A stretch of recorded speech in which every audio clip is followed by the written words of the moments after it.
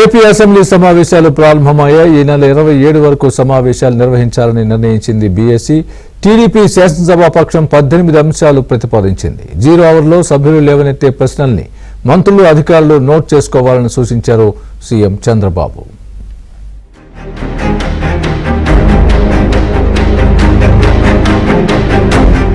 AP assembly agenda సమావేశాలపై speaker Ayyanna పాత్రుడి అధ్యక్షతన జరిగిన బీఎస్సీ సమావేశంలో కీలక నిర్ణయాలు తీసుకున్నారు.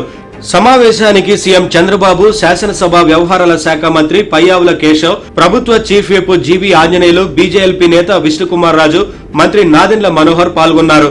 అసెంబ్లీ 0 అవర్లో సభ్యులు లేవనెత్తే అంశాలను మంత్రులు, అధికారులు నోట్ చేసుకోకపోవడంపై స్పీకర్ తో పాటు విష్ణుకుమార్ రాజు తీవ్ర అభ్యంతరం వ్యక్తం చేశారు. 0 అవర్లో మంత్రులందరూ ఉండాల్సిందేనని సీఎం చంద్రబాబు ఆదేశించారు.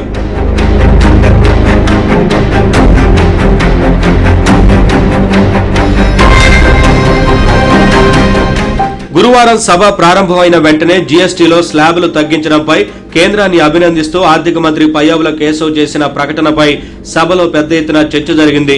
దీనిపై ముఖ్యమంత్రి చంద్రబాబు కూడా సభలో సమాధానం ఇచ్చారు.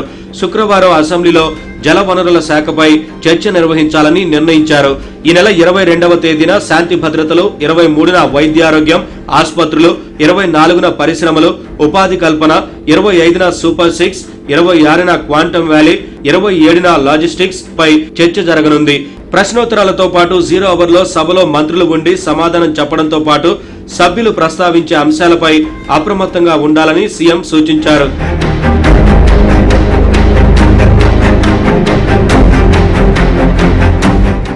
ఏపీలో ప్రస్తుతం ఉన్న అన్ని సమస్యలపై అసెంబ్లీలో చర్చించాలని బీజేపీ శాసనసభాపక్ష నేత విష్ణుకుమార్ రాజు కోరారు. అసెంబ్లీలో టిడ్కో ఇళ్లపై స్వల్పకాలిక చర్చ జరపాలని లబ్ధిదారులు ఎదురు చూస్తున్నారని సమావేశంలో తెలిపారు. శాసనసభలో చర్చ చేపట్టి ప్రభుత్వం తీసుకుంటున్న చర్యలను ప్రజలకు వివరించాలన్నారు. వైసీపీ ప్రభుత్వంలో టిడ్కో ఇళ్లపై వ్యవహరించిన తీరు, ఆ తర్వాత కూటమి ప్రభుత్వం వచ్చిన తర్వాత టిడ్కో ఇళ్లపై తీసుకుంటున్న చర్యల గురించి సభలో చర్చిద్దామని సీఎం చంద్రబాబు సూచించారు.